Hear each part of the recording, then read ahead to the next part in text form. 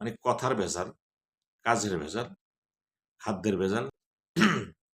আপনি যাবেনটা কোথায়? ভালো মাছ আমরা খেতাম একসময় ইলিশ মাছ। এত ভেজালের মধ্যে যদি আপনি বলেন একটা জাতি গঠন করবেন, এদেশ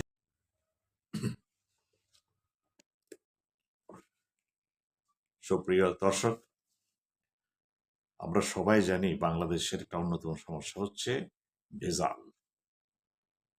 এই ভেজাল শুধু বাংলাদেশ না, ৩য় বিশ্বযুগের ১ম বিশ্বে সব জায়গায় ভেজাল হচ্ছে। এই ভেজাল আছে ঔষধে, ভেজাল আছে ফলে, ভেজাল আছে খাবারে, চালে, ডালে, তেল, মুড়ি, বিভিন্ন প্রকার ফল। যেখানেই বলবেন ঔষধ, সর্বত্র ভেজাল। এত ভেজালের মধ্যে মাছ, মাংস, এত ভেজালের মধ্যে মানুষ কিভাবে সুস্থ থাকবে? সুস্থ উপায় কি? ডাক্তার বলছেন রোগীকে, আপনি এই পথ্য খাবেন, এই ফল খাবেন। কিন্তু সেই ফলগুলো তো সব ভেজালযুক্ত। ওই ফলকে কি হবে? ডাক্তার বলেছে একটা আপেল খেতে। কিন্তু যে আপেল পাওয়া যাচ্ছে সে আপেল তো সেই আপেল না। আমরা কাঁঠাল খাবো, সেই কাঁঠালও কিন্তু ভেজালযুক্ত। নানাভাবে, নানা প্রক্রিয়াতে ভেজাল সর্বত্র ছড়ায় গেছে। কিন্তু এই ভেজাল দমনের জন্য সরকার অনেক চেষ্টা করছে। বিভিন্ন বিভাগ আছে, এজেন্সি আছে। লাভটা কি? তারা যাচ্ছে, বিশেষ করে হোটেলগুলোর অবস্থা দেখেন না কেন? হোটেলগুলোতে যখন আপনি খাবার খাবেন ভালো, কিন্তু যখন কিচেন রুমে যাবেন, আপনি হয়তো বমি করে দিবেন। এতটা অপরিষ্কার। এইভাবে রাখছে তারা এবং এমন সমস্ত জিনিস তারা পাক করছে যে বোঝা যায় না। তেলের ক্ষেত্রে ভেজাল, সবজির ক্ষেত্রে ভেজাল, তারপরে বাসি করে দিচ্ছে সব। বাসি তরি চলছে, খাবার দিচ্ছে। সর্বত্র ভেজাল। কোনো স্বাস্থ্যনীতি নাই। নাই, নাই তো নাই। আপনি যদি ভেজালের বিরুদ্ধে কথা বলতে চান, কথা বলতে পারেন। বাজার কমিটি আছে, এই কমিটি, সেই কমিটি আছে, সব কমিটি আছে। কিন্তু তারপরে হয়ে যাচ্ছে। কারণ যখন মোবাইল কোর্ট যাচ্ছে, যে সে একটা রেস্টুরেন্টকে যে কি করলো? হাতে নাতে ধরল। তাকে কি কিছু টাকা জরিমানা করল। তারপর চলে গেল। লাভটা কি? এরপরে আবার যা আছে তাই হলো। যেমন ফুটপাত উঠে দিচ্ছেন না কেন? উঠে দেওয়ার পরে আবার আপনি চলে যাচ্ছেন, একটু পরে আবার ফুটপাতে বসে যাচ্ছেন। অর্থাৎ মানুষের ভিতরে ন্যায় অন্যায় বোধটা একেবারে লুপ্ত হয়ে গেছে। অন্যায় করাটাকে তারা মনে করতেছেন ন্যায় এবং অন্যায়ের যে সাম্রাজ্য সেটাই কিন্তু বড়। এখানে বলার কিছু নাই কিন্তু। আমরা নিজেও দেখেছি। আমি তো একবার চেষ্টা করলাম যে ভেজাল মুক্ত কিছু খাওয়া যায় কিনা। বহু চেষ্টা করে দেখলাম বাজারে সম্ভব না। আমি দোকানদারে জিজ্ঞেস করলাম। সে বলল, "স্যার আমি তো কিনে আনিনি। আমি তো কিনে আনছি, আমি তৈরি করিনি।" মসল্লাতে ভেজাল। চিন্তা করে দেখেন। আপনি বিরিয়ানি খাবেন সেখানে ভেজাল আছে। বোরহানি খাবেন সেখানে ভেজাল আছে। শরবত খাবেন সেখানে ভেজাল আছে। ওই যে বিভিন্ন ধরনের কোকা কোলা, পেপসি, যেটা একেবারে মানে কোমল যে ড্রিংকস গুলো আছে, সফট ড্রিংকস, সব তো ভেজাল। এত ভেজালের মধ্যে আপনি করতে পারবেন কি? ফাস্ট ফুড খাচ্ছে বাচ্চারা, সব ভেজাল। এবং ভেজাল থাকবে সেখানে। তা আপনি কি করতে পারেন এখানে? প্রতিবাদ করবেন? কতটুকু প্রতিবাদ করবেন? প্রতিবাদ যেহেতু ঘরের থেকে হচ্ছে না। ঘর কি করবে? ঘর তো জিনিসটা তো ভেজাল মুক্ত জিনিস আনতে হবে। আপনি পাক করবেন। পাক করে কি করবেন? ভেজাল নিয়ে আসতেছেন। যেহেতু রাষ্ট্র বা খাদ্য ডিপার্টমেন্ট, খাদ্য বিভাগ বা ঔষধ বিভাগ, যে যত বিভাগ আছে প্রত্যেকটি বিভাগে কি ভেজালকে তারা কেউ রোধ করতে পারছে না।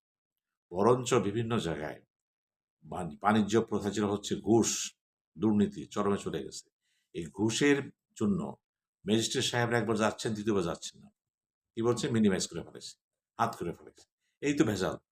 তো এত কিছুর মধ্যে আপনি কিভাবে চিন্তা করবেন? সুস্থ চিন্তা করবেন? বিবেক দাঁড় করাবেন? তো লাভটা কি? সকালে নাস্তা খাবেন। কি নাস্তা খাবেন আপনি? পরোটা করছেন, ভাজি তেল দিয়ে ভাজ করছেন।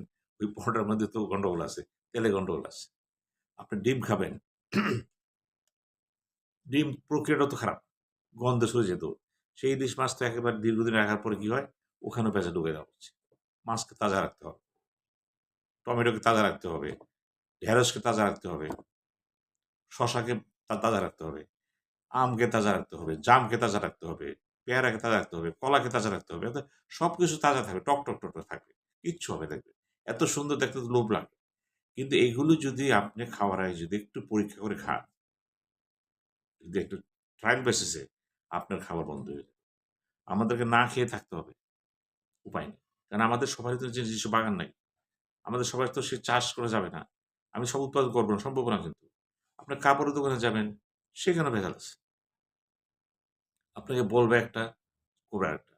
দাম জিজ্ঞেস করবেন, উল্টাপাল্টা বলে দেবে একটা। চলাফেরার ক্ষেত্রে ভেজাল, সর্বত্র যে ভেজালের সাম্রাজ্য কায়েম হয়েছে, এটা কিভাবে বন্ধ করবো? এটা বন্ধ করার জন্য সবচেয়ে বড় প্রয়োজন কোনটা? রাষ্ট্র। রাষ্ট্র যেটা করতে পারে সেটা রাষ্ট্র করবে। কিন্তু রাষ্ট্র তো সব জায়গায় কাজ করতে পারবে না।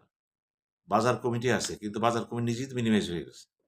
আপনি যদি কারণ বাজারে যান, ওখানে দেখবেন শতকরা ৯৯ ভাগ জিনিসই ভেজাল। এটা সবাই জানে। জেনে শুনে তারা আনতেছে। কিন্তু আপনি কি রোধ করবেন? আপনি রোধ করতে গেলে প্রতিরোধের সম্মুখীন হবেন, কিন্তু পারবেন না। কারণ সিন্ডিকেট সব জায়গায় আছে। এই ভেজালের সাম্রাজ্যে যদি বসে কথা বলি, কি কথা বলবো আমরা? আমাদের নৈতিকতা নাই, চরিত্র ঠিক নাই, চিন্তা ক্ষেত্রে সব অসংগতি হয়ে গেছে। এগুলো যদি উৎস খুঁজতে যান, ওই একটা কারণে আসবে যে মানুষের ঈমানটা নষ্ট হয়ে গেছে। বিবেকটা নষ্ট হয়ে গেছে। ব্যবসায়ী চিন্তা লাভ করার জন্য লাভ করতেই হবে। দোকানদার মনে করে লাভ করতেই হবে। দুধে ভেজাল, পানিতে ভেজাল। যে পানি খান আপনারা, সে পানি তো ঠিক না। ওয়াসার পানিটা যেটা আসছে, সে পানি তো খাওয়া যাবে না। ওইটাই বোতলে ভরে কোনো কোম্পানি বিক্রি করে দিচ্ছে। ভেজাল। এই সর্বমুখী ভেজাল কি করবেন? রাজনীতি করবেন? ওটাতে রাজনীতিতে ভেজাল। সমাজনীতিতে ভেজাল। ধর্মের ক্ষেত্রে চলে আসছে ভেজাল। তো যাবেনটা কোথায়? একটাই পথ আছে আমাদের, সেটা হলো আমাদেরকে ধর্মীয় লাইনে চলে যেতে হবে। তবে বিশ্বাস করতে হবে। বিশ্বাস করতে হবে আমার জন্ম আছে, মৃত্যু আছে। আমাকে যদি এই ইহকাল না হলেও পরকালে জবাবদিহি করতে হবে। এই জবাবদিহিতার জিনিসটা যদি আমাদের এই জগতে প্রতিষ্ঠা করতে না পারি, তাহলে কি করতে পারি? প্রধান বাধা হচ্ছে কি? দুর্নীতি, স্বজনপ্রীতি এবং নিজেকে আরো বড় করতে হবে। অর্থ আরো দরকার, আরো ক্ষমতা দরকার। এই যে ব্যাপারটা দাঁড়ায় গেছে, এটা ভেজাল। রাস্তা করতেছে কন্ট্রাক্টর, ভেজাল। আপনি করবেনটা কি? রং দিচ্ছেন বাড়িতে, ভেজাল। রাজমিস্ত্রির খবর দিচ্ছেন, ভেজাল। সিমেন্টে ভেজাল। সর্বত্র কিন্তু আমরা একটা ভেজাল সাম্রাজ্য কায়েম করেছি। অতএব সোজা কথা বলা যায়, আমরা একটা ভেজাল রাষ্ট্র গঠন করতেছি, ভেজাল সমাজ ব্যবসা করতেছি।